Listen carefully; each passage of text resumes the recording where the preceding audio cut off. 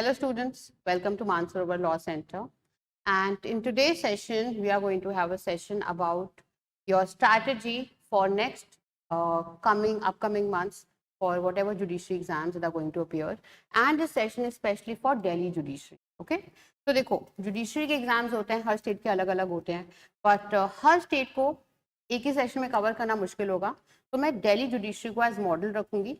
And उसके अलावा किसी और स्टेट जुडिशरी से अगर आपके कोई भी डाउट्स हो, you can always ask in the comment section. Alright, and what are we going to cover in this session? We are going to cover firstly the road map for next 3 to 6 months.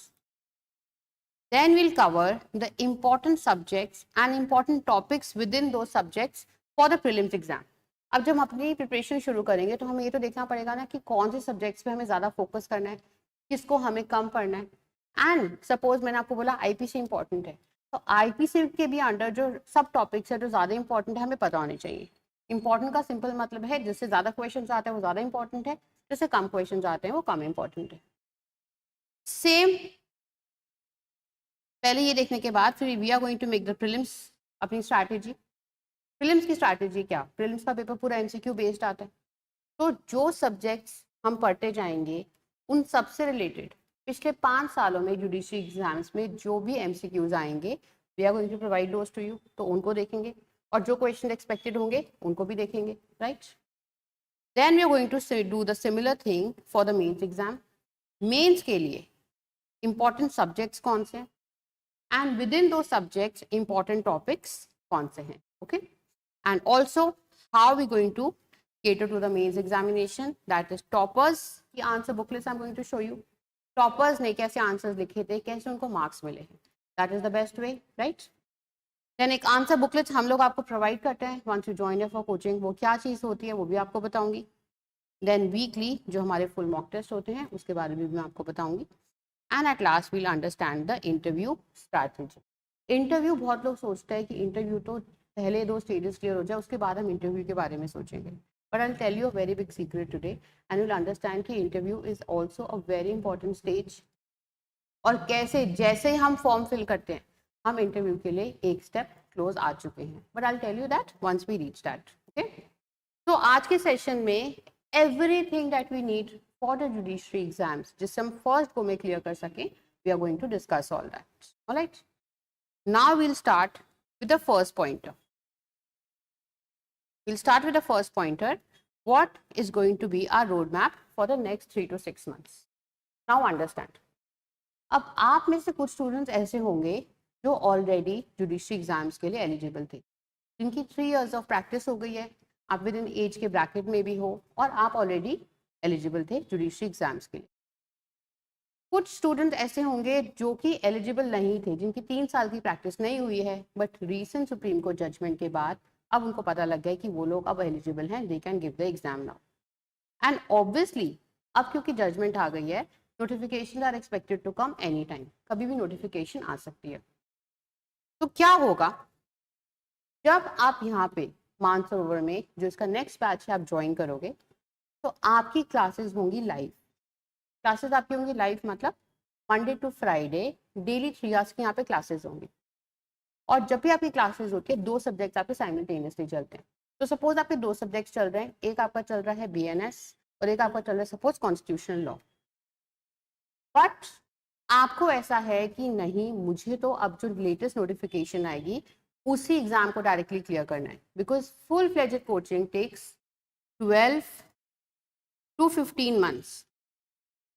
But अगर आपको वैसा है कि नहीं, मुझे अपना first attempt waste नहीं करना, मुझे फर्स्ट अटेम्प्ट को ही बहुत सीरियस अपना अटेम्प्ट देना है, तो आपकी यहाँ पे रेगुलर कोचिंग तो चलेगी. सारी क्लासेस जो आपकी होंगी वो लाइव में हुआ करेंगी, daily 4 to 7, 5 days a week.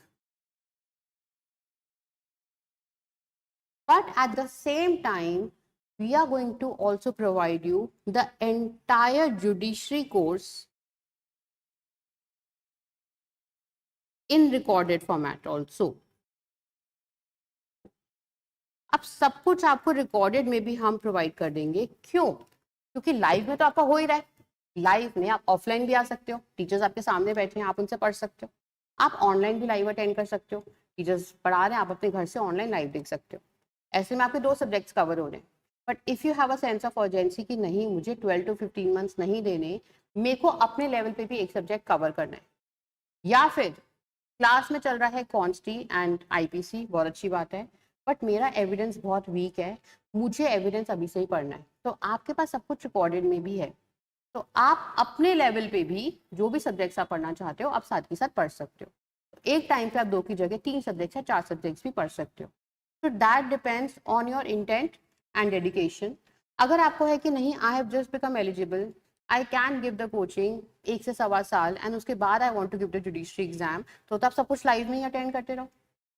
But अगर आपको ऐसा है कि नहीं मुझे अपना अटेम्प्ट वेस्ट नहीं करना, मुझे पता नोटिफिकेशन कभी भी आ जाएगी, तो I want to work little extra, तो यहाँ पे जो 2 लाइव में सब्जेक्ट चल रहे हैं वो तो आपने देख ही लिए, और आप कुछ चीज़ें रिकॉर्डेड में अपने अपने कन्वीनियंस के हिसाब से आप उनको देख भी सकते हो।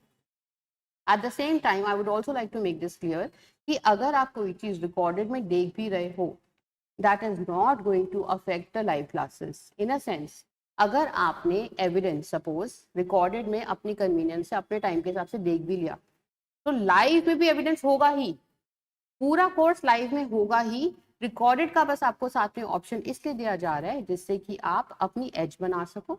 अगर कोई सब्जेक्ट आपको पहले पढ़ने हैं तो आप वो पहले भी पढ़ सकते हो। Okay, so the road map for next 3 to 6 months is like this कि 2 सब्जेक्ट्स आपके लाइव में चलेंगे, अपनी पसंद से जो आपको रिकॉर्डेड में पढ़ना आप रिकॉर्डेड में भी पढ़ सकते हो, and you can also take an edge over other students because you are going to be preparing faster if you want that. Suppose आपको है कि this is going to be my last attempt only, या I have already spent a lot of time on preparation, I do not want to spend another 12 to 15 months, then you can do your quicker preparation like this. But at the same time, अगर आपको है कि मुझे कोई ऐसा जल्दी नहीं है, then you can continue in the life for 12 to 15 months and you can study at the pace that we are providing you. Okay, this is the first thing. Now we all know that the judiciary exams comprises of 3 stages: prelims, mains, and then comes the interview. So now let's talk about the prelims.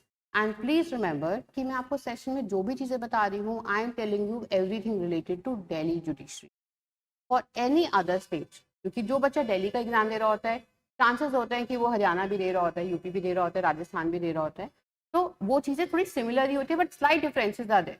For that we are here and we are going to tell you the same for the other subjects, other states also. Okay, तो सबसे पहले हम समझते हैं कि Delhi judiciary में prelims अगर हमें क्रैक करना है तो हमारी क्या स्ट्रैटेजी होनी चाहिए। सबसे पहले तो हमें ये देखना है कि किन सब्जेक्ट से ज़्यादा क्वेश्चंस आते हैं। हमें अपना पैटर्न देखना है कि ईयर ऑन ईयर किस एरिया से ज़्यादा क्वेश्चंस आते हैं, किससे कम आते हैं।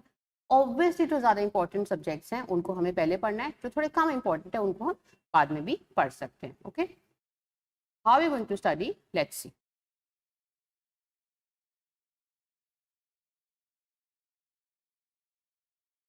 Okay, so this is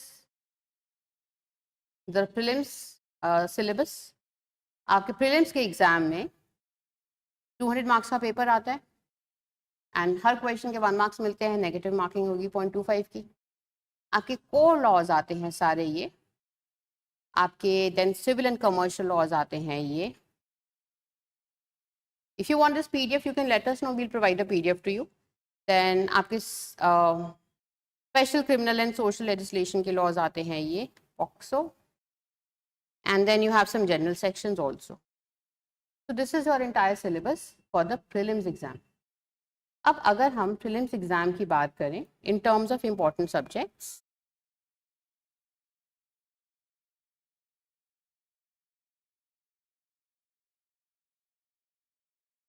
so this is the consolidated prelims previous year questions analysis from 2014 to 2023.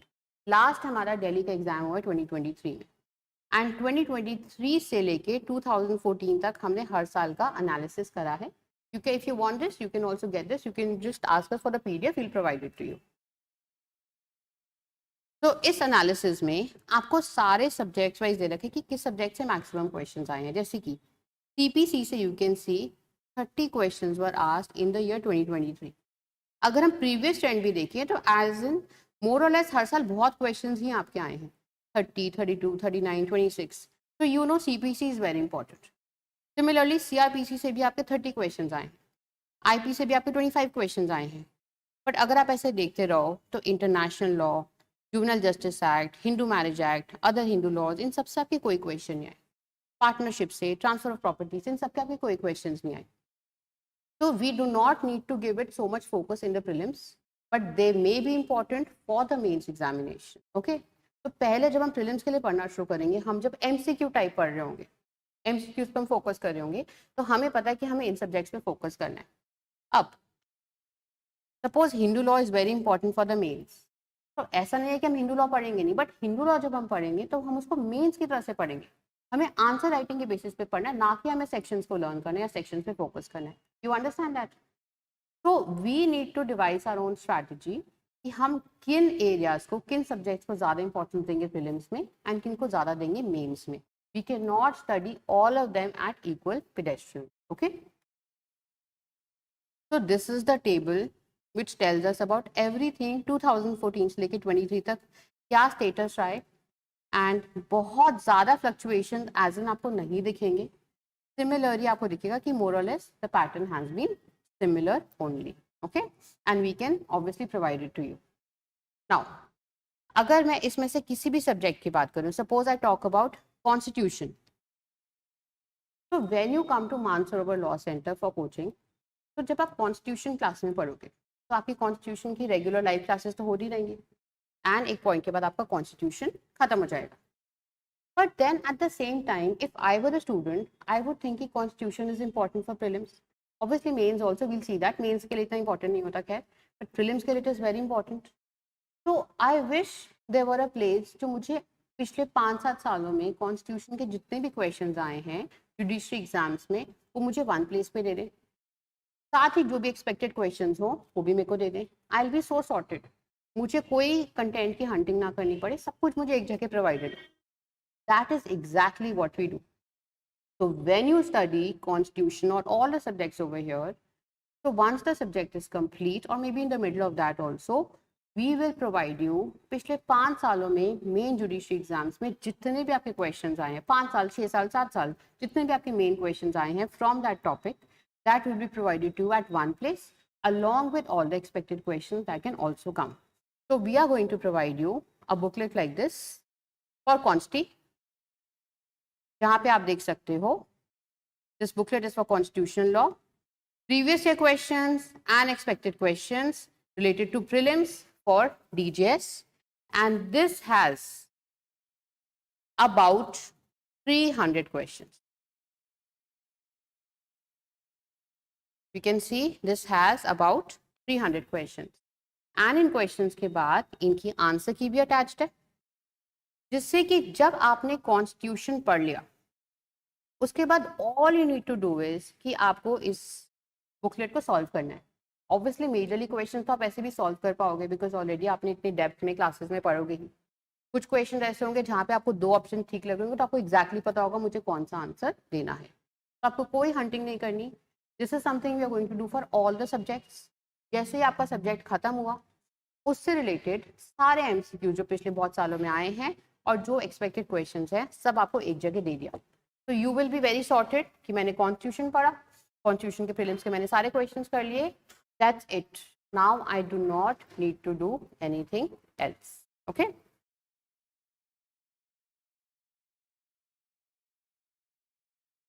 so firstly we understood about the roadmap. Then we have understood what are the important subjects and important topics within those subjects. अभी मैंने आपको बस बताया कि सबकी marking बताई. Then we'll also provide your PDF जहाँ पे आपको उस सब्जेक्ट के अंडर क्या इंपॉर्टेंट है वो भी आपको बताया जाएगा. जैसे कि आपको बताया कॉन्स्टी से पिछले 5 सालों में इतने क्वेश्चंस आए हैं या लास्ट ईयर एग्जाम में इतने क्वेश्चंस आए थे, उसके अंदर कॉन्स्टी में भी क्या टॉपिक ज्यादा इंपॉर्टेंट है वो भी आपको दिया जाएगा. ये वाले आर्टिकल्स इंपॉर्टेंट है, ये कम इंपॉर्टेंट है, everything will be mentioned there. Okay, and for the prelims we need to understand prelims is all MCQ based. तो prelims में how हम prelims को approach करेंगे, कैसे previous year MCQs आपको provided होंगे and कैसे expected questions provided होंगे, everything will be provided from our side. Alright, and you will be very sorted कि okay, जैसे ही एक subject आपका done हो गया, you will know कि अब इस सब्जेक्ट में मैं बहुत कॉन्फिडेंट हूँ, anything is asked I can obviously answer. Alright, prelims में मैंने आपको ये तो बता दिया, इसी के साथ मैं आपको ये भी बताती हूँ वीकली आपका प्रीलिम्स का एक टेस्ट भी होता है। तो एवरी वीक ये तो आपको मिलेगा ही, साथ में every weekend you are going to have a test, MCQ based test related to prelims.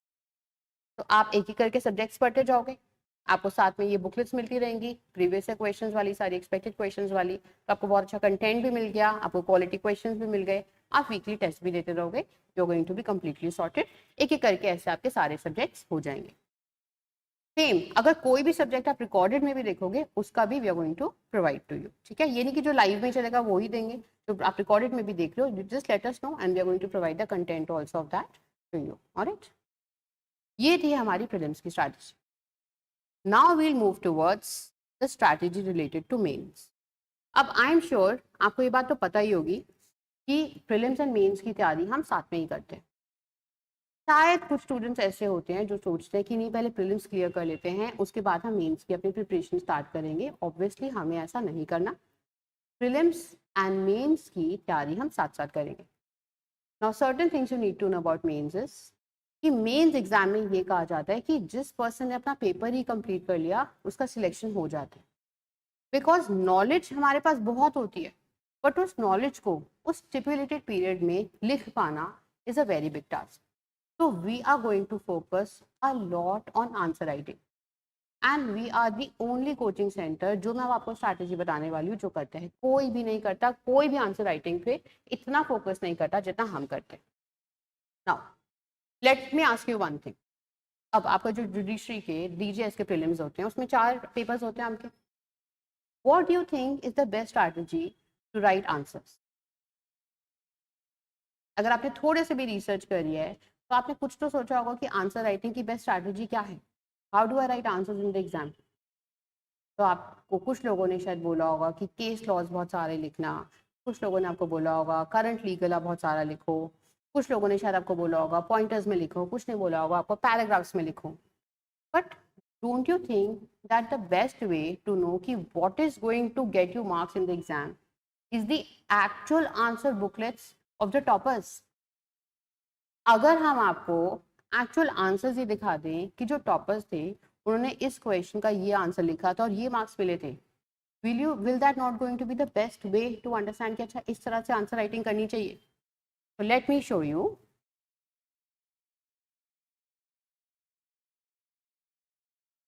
Please see this. So what we do over here is we show you the actual answers which were written by toppers and the kind of marks they received against that question. So अगर आपके पास suppose a question आया exam में, this was a question that came recently in one of the judiciary exams. Evidence is to be weighed and not counted. आप comment लिखो इस पे, this was a 10 marker. तो कोई भी सोचेगा कि अच्छा 10 मार्क का क्वेश्चन है, ऑब्वियसली मेरे को 2-3 पेजेस इसमें आंसर लिखना पड़ेगा, बहुत सारे केस लॉस लिखने पड़ेंगे, बहुत सारी चीजें लिखनी होंगी। Now let me show you the actual answer what a topper wrote. So this was her answer. Evidence is to be weighed and not counted. This is a copy of her answer. She wrote just 6 points and she got 8 marks out of 10. Please see the length of her answer. Just 6 points. And how much marks did she get? 8 marks. Isn't that incredible? So this is exactly what we're going to do here. आपको हम हर subject के कुछ answers provide करेंगे toppers के, जिसको देख के आपको अंडरस्टैंडिंग होगी कि अच्छा this is what I need to write. बहुत सारे स्टूडेंट्स सोचते रहते हैं कि मैं जब तक by the time I give the judiciary exam I will have so much of knowledge, मेरे आंसर्स इतने ज़्यादा अच्छे होंगे, मैंने इतनी इंफॉर्मेशन अपने आंसर्स में लिखी होगी, examiner will have to give me the marks. But you need to understand that completing paper in itself is a very big task. तो आपको अपना आंसर लिखना होता है short and crisp and up to the mark. अब 10 marker में अगर कोई सिर्फ 6 पॉइंट्स लिख रहा है, वो भी छोटे छोटे 6 points, still she got 8 marks. Eight the same time अगर आपने मे बी 10 पॉइंट्स 20 पॉइंट्स जितना बड़ा आंसर लिखा होता, 15 पॉइंट जितना आंसर लिखा होता, तो मे बी हो सकता है आपको भी 10 में से 8 मार्क्स मिलते। but you would have suffered your other answers. So you need to strategize कि आप किस क्वेश्चन में कितना टाइम दे सकते हैं. एंड हर जगह आप देखोगे क्या होता है, वीकेंड पे टेस्ट होते हैं, आंसर राइटिंग हो गई, दैट्स इट. बट हमें पता है कि प्रीलिम्स तो हमारे जो भी स्टूडेंट्स हैं डेफिनेटली क्लियर कर ही लेते हैं. सारी बात आती है कि मेंस में ही आपस में कंपटीशन होता है. तो मेंस में अच्छा परफॉर्म करने के लिए सबसे इंपॉर्टेंट चीज होती है डेली आंसर राइटिंग. अब डेली आंसर राइटिंग अगर हमने आपके ऊपर डाल दी कि आप डेली आंसर राइटिंग करो, तो वो नहीं होता. So we are going to spoon feed you for that also. What do we do here? I am telling you. So we provide an answer booklet for each subject, जहाँ पे starting में आपको इस तरह से आंसर्स दिए होंगे, actual answers of the toppers. Toppers ने किसी सब्जेक्ट में क्या आंसर्स लिखे थे, जैसे कि this is a 10 marker, and साथ में आपको आंसर दिया जाएगा कि this was the answer that she wrote and she got 8 marks. तो आपको स्टार्टिंग में, बुकलेट की स्टार्टिंग में ऐसे आपको क्वेश्चंस फॉलोड बाय आंसर्स दिए होंगे, जिसमें लिखा भी होगा कि how much marks she got, 17 out of 20. तो you will have a fair idea कि इस तरह से मुझे आंसर्स लिखने हैं, इतने बड़े मुझे आंसर्स लिखने हैं, ऐसे पॉइंटर्स में आंसर्स लिखने हैं, क्या क्या मुझे मेंशन करना है. And then the booklet will consist of questions along with the space that is required, जिसमें आप आंसर लिखो, उसके बियॉन्ड आपने जाना ही नहीं है. जैसे कि आपको बुकलेट मिलेगी सपोज फॉर कॉन्स्टिट्यूशनल लॉ. तो कॉन्स्टिट्यूशनल लॉ में आपको क्वेश्चन दिया गया, you have to write short notes about 200 words in any of the 6 of the following topics. तो आपको टॉपिक दिया, देन आपको स्पेस दी हमने, इतनी स्पेस में आपको आंसर लिखना है, followed by the model answer that you should have written. तो आप क्या करोगे, डेली आपने इस बुकलेट को निकाला, अटेम्प्ट 1 और 2 क्वेश्चंस, आपको एग्जैक्ट हमने स्पेस भी दिया, इतनी स्पेस में आपको आंसर लिखना है, एंड उसी के साथ आपको मॉडल आंसर दिया होगा. तो मॉडल आंसर पढ़ के आप चेक कर सकते हो कि जो आपका आंसर है, how much was that on the line of model answer. And you don't have to वैसे check it, you can hand it over to us on daily basis or weekly basis or monthly basis, or once the subject is complete ki ma'am this is my booklet, please check this, we are going to check it, we are going to give you the remarks. And only when you do this daily you will see कि by the exam आप इतना prepared हो गए कि आप time से paper को तो कर ही पाओगे. You will know exactly what is needed to be required. So what happens is कि students ना they become very content hungry. उनको लगता है हमें सब कुछ आ जाए, और आंसर राइटिंग पे फोकस नहीं करते. Max what they do is they write an answer once a week, that's it. So weekly answers लिख दिए, weekly attempt कर दिया, but that doesn't increase your speed, that doesn't really help you in completing your paper during the exam. And a lot of times students lie to themselves कि अभी answer नहीं लिखा जा रहा बिकॉज कोई बात नहीं, एग्जाम तक तो हो ही जाएगा, तब एग्जाम तक तो इतनी प्रैक्टिस हो ही जाएगी, एग्जाम टाइम में तो obviously I will be able to manage the time. But अगर आप फर्स्ट डे से, जब मेंस आपके स्टार्ट होने वाले हैं, फर्स्ट डे से अगर आप ये सब चीज़ें नहीं करोगे तो ऑब्वियसली आपका एग्जाम इसमें डेफिनेटली सफ़र करेगा. तो जब आप यहाँ पे कोचिंग ले लो, suppose I just talk about consti, तो कॉन्स्टी की आपकी क्लासेस चल रही हैं, लाइव चल रही हैं, आप लाइव में देख सकते हो, सपोज आप रिकॉर्डेड में भी देख लो, आपकी चॉइस है. You are going to get a booklet for prelims, जहाँ पे प्रीवियस से सारे क्वेश्चंस आपको प्रोवाइडेड होंगे along with expected questions. You are going to get such booklets जहाँ पे आपके टॉपर्स के आंसर्स भी आपको दिए होंगे, साथ ही आपको बहुत सारे questions for practice along with model answers दिए होंगे. तो अगर आप इन एक्सरसाइजेस को रेगुलर बेसिस पे सीरियसली करोगे तो you will see that nobody can stop you from clearing the judiciary exams in first row. At the same time, let me also tell you that आपकी मंडे से लेके Thursday तक आपकी classes होती हैं, फ्राइडे तक आपकी क्लासेस होती हैं, थर्सडे तक आपकी क्लासेस होती हैं, फ्राइडे को आपके टेस्ट होते हैं, both prelims and mains. Okay, तो आपके रिटन पेपर का भी मॉक टेस्ट यहाँ पे होता है, साथ में आपका MCQ बेस्ड टेस्ट भी होता है. तो that is also additional, that is also something we need to do. And अगर हम बात करें मेंस के इंपॉर्टेंट टॉपिक्स की, that is also mentioned. Wait, this is the entire syllabus of mains. We can give this PDF to you. ठीक है, ये सारा आपका सिलेबस है, और मेंस में भी इंपॉर्टेंट टॉपिक्स कौन से हैं उसका भी हमने पूरा एनालिसिस कर रखा है. तो अगर हम बात करें सिविल लॉ 1 से रिलेटेड, तो आपके हर साल का आपको पूरा एनालिसिस दिया है. 2014 में 2 क्वेश्चंस आए थे, 2023 में 7 क्वेश्चंस आए थे। SRA की अगर हम बात करें 4 क्वेश्चंस आए थे, सेल ऑफ गुड्स की बात करें 5 क्वेश्चंस आए थे। तो पूरा आपको एनालिसिस दे रखा है। This is done for all paper, civil law 1 का भी है, सिविल लॉ 2 का भी है। ईयर ऑन ईयर आप देख सकते हो what is the change and what is most important right now.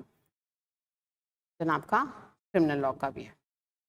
Okay, तो एवरीथिंग इज मेंशन्ड हियर। तो आपको पता है इंपॉर्टेंट टॉपिक्स कौन से हैं, कैसे हमने अप्रोच करना है। टॉपर्स के मॉडल आंसर्स वो भी आपको दिए हैं, जैसे कि 20 मार्कर है, 20 मार्कर है, थोड़ा तो लेंदी है। इसमें आपने क्या क्या लिखा, how do you write the answer. You firstly write the introduction, then you write the meaning of what is asked in the question, then you write the legal provisions related to it, then essential ingredients,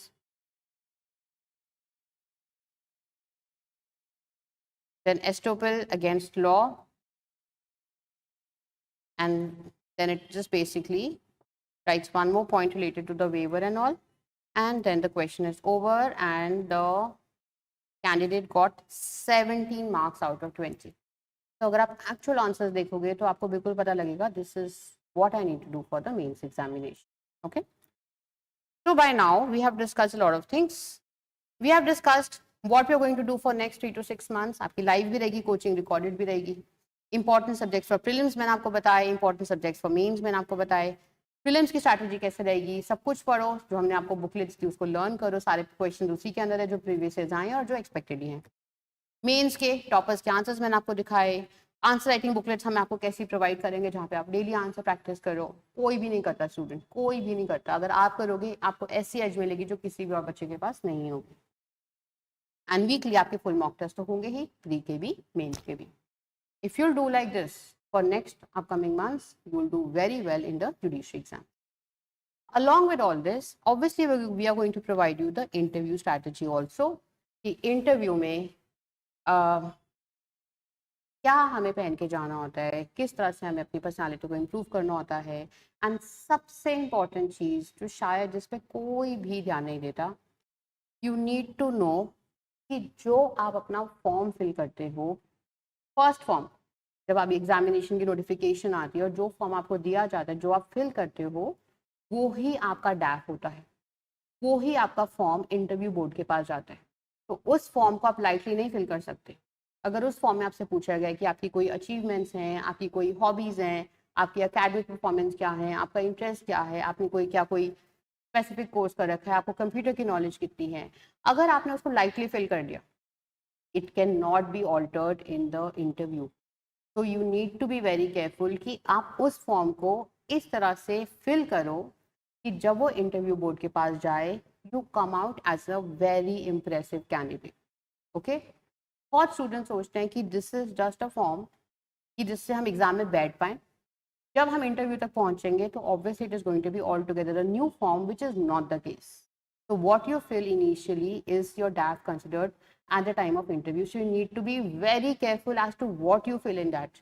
एक एक column आपको बहुत अच्छे से, बहुत detail में, बहुत impressive ढंग से भरना होता है। We are going to help you with that also. Okay. So everything is going to be covered in this.